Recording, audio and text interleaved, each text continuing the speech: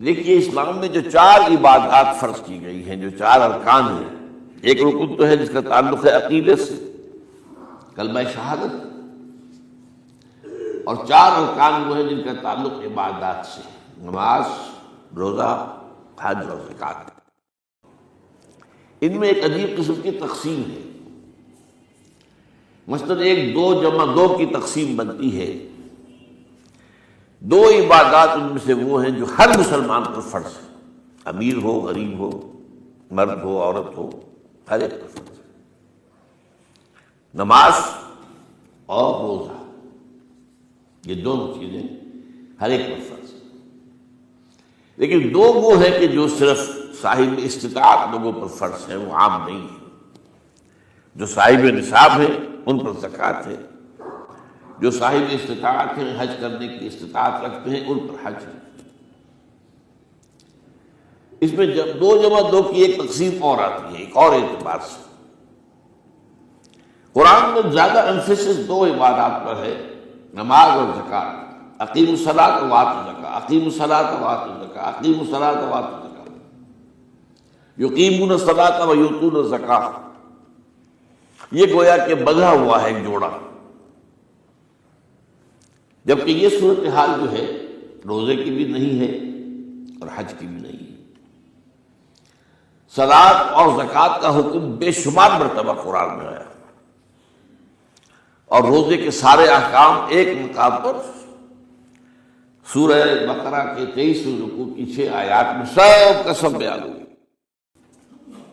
باقی تو بعض جگہوں پر اس کا صرف اس اعتبار سے تذکرہ ہے کہ اگر کوئی کفارہ ادا کرنا ہے اس کے لیے اتنے روزے رکھ لو، ورنہ یہ ہے کہ روزے کا اپنی جگہ پر مستقل بذات جو ہے وہ ذکر یا حکم موجود نہیں۔ اس اعتبار سے غور کیجئے، حج کا معاملہ بھی یہی ہے۔ وہ ایک تو یہ کہ سورہ آل عمران میں اس کی فرضیت کا ذکر آیا، وہ میں نے آیات آپ کو پڑھ کر سنائی ہیں، 2 آیات، ان پر ابھی گفتگو کریں گے۔ سورہ بقرہ کے 24ویں اور کچھ 25ویں رکوع میں کچھ اس کے مناسک بیان ہوئے، سورہ حج کے 4تھے رکوع میں اس کے مناسک بیان ہوئے، بس باقی پورے قرآن میں تو اس کا ذکر نہیں ہے۔ تو اس اعتبار سے فرق ہو گیا 2 جمع 2 کا۔ لیکن یہ جو جن کی اہمیت اس اعتبار سے کم ہو گئی ہے، اللہ تعالیٰ کی عجیب حکمت نظر آئی کہ ہماری جو 2 عیدیں ہیں وہ ان 2 عبادات کے ساتھ منسلک کر دی گئی۔ روزوں کے اختتام پر عید الفطر، حج کے ساتھ عید الاضحیٰ۔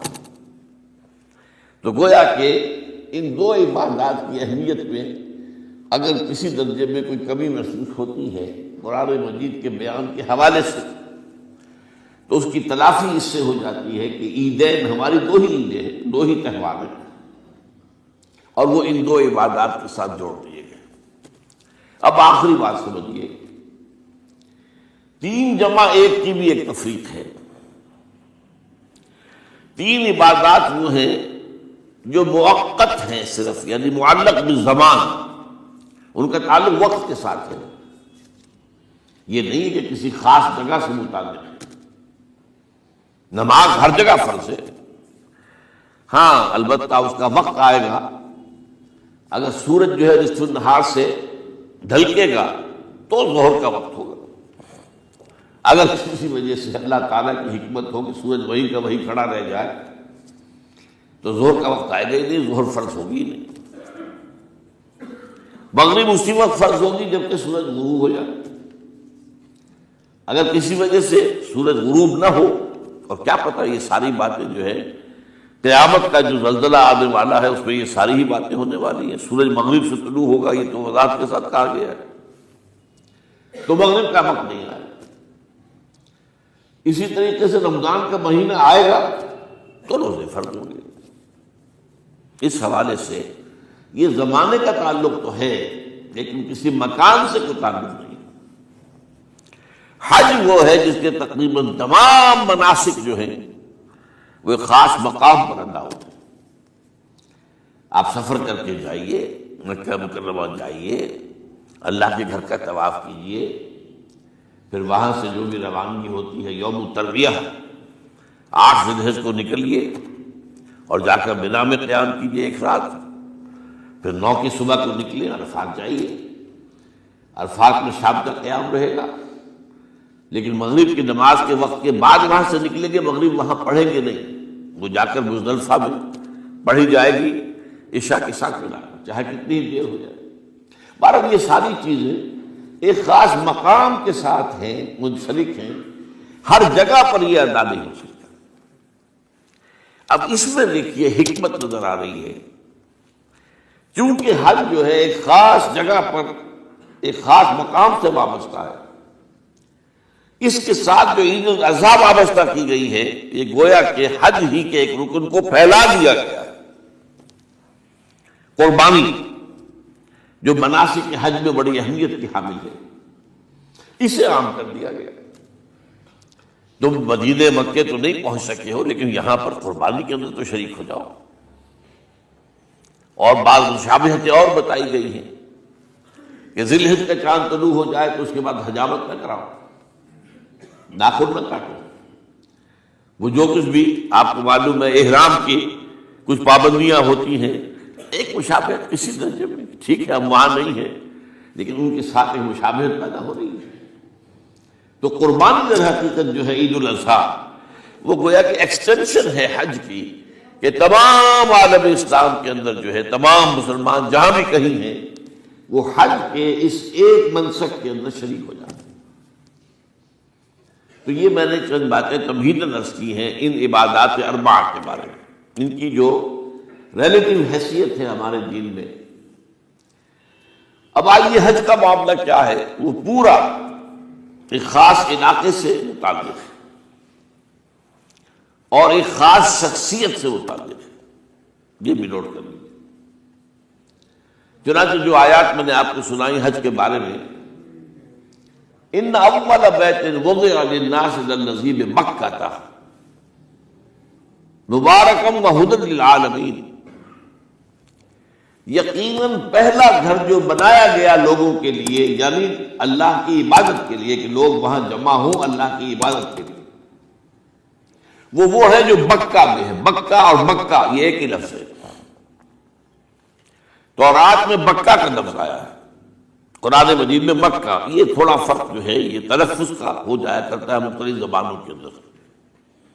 جیسا کہ آپ کو معلوم ہوگا کہ آج کل جو عرب کے لوگ ہیں وہ قاف کو گاف پڑھتے ہیں، گل، گم، قم کی بجائے گم، قل کی بجائے گل، اقول لک اقول لک، وہ گاف۔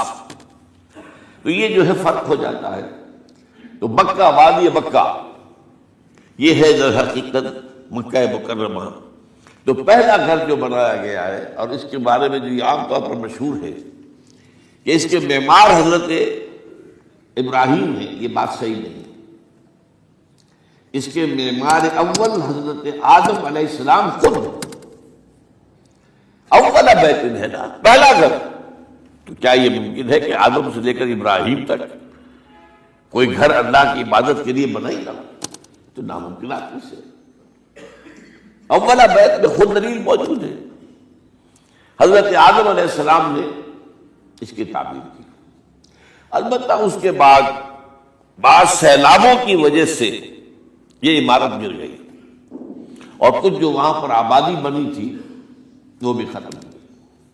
تو ایسے آتے ہیں، آپ کو معلوم ہے یمن میں جب ان کا ایک بند ٹوٹا تھا بہت بڑا، سد معارج، تو پھر وہاں جو اتنی خوشحالی تھی اور جو وہاں پر جو باغات تھے اور جو کھیتیاں سب برباد ہو گئی، اور وہاں سے لوگ جو ہے نقل مکانی کرنے پر مجبور ہو گئے۔ یہی یمن کے قبائل تھے جو جا کر شام اور عراق میں آباد ہوئے، یہی یمن کے 2 قبیلے تھے جو مدینے میں آ کر آباد ہوئے، اوس اور خزرج، یہ یمن کے قبیلے تھے۔ تو اس بند کے ٹوٹنے کے بعد اگر خدا نہ خواستہ اگر ہمارا تربیلا ڈیم ٹوٹ جائے کیا ہوگا؟ پچھلے دنوں خبریں آئی ہیں اخبارات میں کہ ہندوستان میں غور ہو رہا ہے اس پر کہ تربیلا ڈیم کو اڑا دو۔ وہ سوچ رہے پاکستان کو ختم کرنے کی سبیل کیا ہو سکتی ہے، تو بڑی سمپل ہے اور بڑا آسان کام، بمبارڈمنٹ کر دینا جو ہے، ٹھیک ہے ان کا جہاز آئیں، کچھ کو ہم گرا بھی لیں گے، لیکن کچھ تو آ کر جو ہے وہاں پر وہ اپنے بم جو ہے وہ ہدف کے اوپر گرا جائیں گے، کیا ہوگا؟ یوں سمجھیے کہ جو سونامی کا آیا تھا سیلاب، وہ سونامی کا سیلاب آئے گا بھارت پاکستان کے اوپر، اور ہر چیز تباہ و برباد ہو جائے گی۔ کم سے کم یوں سمجھیے کہ تقریباً 100 میل کی چوڑائی میں، اور بھی یہ سب جو ہے ریگستان بن جائے گا، ہر چیز ختم ہو جائے گا، خدا نہ خواستہ، خدا نہ خواستہ۔ تو بہرحال سد معارف کے بعد یہ صورتحال واقع ہوئی تھی۔ تو اس کے بعد سے یہ جو ہے یہ اللہ کا گھر یہ جو ہے گرا ہوا تھا، اس کی کوئی اب صرف یہ کہ قواعد رہ گئے تھے۔ قواعد کہتے ہیں جو بنیادیں ہوتی ہیں، وہ پھر اللہ تعالیٰ نے حضرت ابراہیم کو بتائی کہ یہ ہیں وہ بنیادیں جن پر کہ وہ گھر ہوتا تھا۔ وَإِذْ يَرْفَعُ إِبْرَاهِيمُ الْقَوَاعِدَ مِنَ الْبَيْتِ وَإِسْمَاعِيلُ، ان بنیادوں پر حضرت ابراہیم اور اسماعیل نے مل کر دو معماران حرم نے یہ عمارت جو ہے دوبارہ تعمیر کی ہے۔ تو گویا کہ حضرت ابراہیم علیہ السلام معمار دوم ہیں، معمار اول اس کا جو ہے وہ خود حضرت آدم علیہ السلام۔ فی آیات بینات مقام ابراہیم، مقام ابراہیم ہے، جو بھی وہاں گئے ہیں انہوں نے دیکھا ہے کہ ایک پتھر تھا جس پر کھڑے ہو کر حضرت ابراہیم علیہ السلام تعمیر کر رہے تھے۔ اب آج تو آپ کو معلوم اسکیفولڈنگ لگ جاتی ہے، بانس لگ گئے، یا آج کل تو جو ہے پائپ جو ہے لوہے کے اس سے لگا کر، تو جیسے جیسے عمارت اٹھتی جا رہی ہے اسی طریقے سے اس کے ساتھ جو ہے وہ چل رہے ہیں اور ان کے اوپر کھڑے ہو کر تعمیر ہو رہی ہے۔ تو اس وقت کچھ نہیں تھا، تو ایک پتھر ایسا تھا کہ جو خود بخود اٹھتا تھا اللہ تعالیٰ کے اٹھانے سے، یا یوں کہیے کہ ملائکہ کے اٹھانے سے، اور اسی پر حضرت ابراہیم کھڑے ہو کر وہ پتھروں کے اوپر پتھر رکھتے جا رہے تھے، اور اس کی وجہ سے اس پتھر کے اوپر کتنی دیر کھڑے رہنا ہوا ہوگا حضرت ابراہیم علیہ السلام کا کہ اس پر ان کے پاؤں کے نشان بن گئے۔ وہ ہے مقام ابراہیم، جو آپ نے دیکھا ہوگا کہ وہاں ایک بہت خوبصورت قسم کا ایک پنجرا سا بنا ہوا ہے، اور اس کے اندر وہ مقام ابراہیم ہے۔ اور جب بھی طواف کرتے ہیں تو طواف کے بعد 2 رکعتیں جو ہے وہ پڑھی جاتی ہیں ابراہیم، مقام ابراہیم کے پیچھے، جتنا بھی قریب تر ہو کر پڑھا جا سکے، لیکن بہرحال رخ ادھر ہے۔ تو فی آیات بینات مقام ابراہیم ومن دخلہ کان آمنا، تو ایک تو یہ کہ وہ نشانیاں ہیں، وہ اللہ تعالیٰ جن لوگوں کی کہ دل کی آنکھ کھلی ہو، روحانی آنکھیں کھلی ہو، ان کو دکھاتا ہے، اور ایک وہ ہے کہ جو ہماری ان سامنے کی ظاہری آنکھوں کو بھی نظر آتی ہے۔ یہ نوٹ کر لیجئے کہ یہ مقام امن کا گہوارہ رہا۔ عرب میں لوٹ مار، قتل، غارت، قتل کے بدلے میں قتل، پھر قتل کے جواب میں قتل چلتا تھا، لیکن اس وقت بدترین دور میں بھی عربوں کا معاملہ یہ تھا کہ کوئی شخص فرض کیجئے کہ وہ کئی مہینے سے اپنے باپ کے قاتل کو ڈھونڈ رہا ہے تاکہ قصاص لے سکے، بدلہ لے سکے، اسے قتل کر سکے، اسے کہیں نظر نہیں آ رہا، اچانک حرم میں نظر آ جاتا ہے، وہاں وہ نقصان نہیں پہنچائے گا اسے۔ یہ امن کا گھر ہے، اللہ تعالیٰ نے اسے امن کی جگہ بنایا ہے، بلد الامین کہا گیا ہے، امن والا شہر۔ تو یہ جو ہے یہ تو آج تک بھی اس کی جو برکت ہے وہ نظر آتی ہے۔ وَمَن دَخَلَهُ كَانَ آمِنًا وَلِلَّهِ عَلَى النَّاسِ حِجُّ الْبَيْتِ مَنِ اسْتَطَاعَ إِلَيْهِ سَبِيلًا، اور اللہ کا حق ہے اپنے بندوں پر کہ وہ حج کریں اس کے اس گھر کا، جو کوئی بھی استطاعت رکھتا ہو سفر کی۔ اگر زیادہ راہ ہے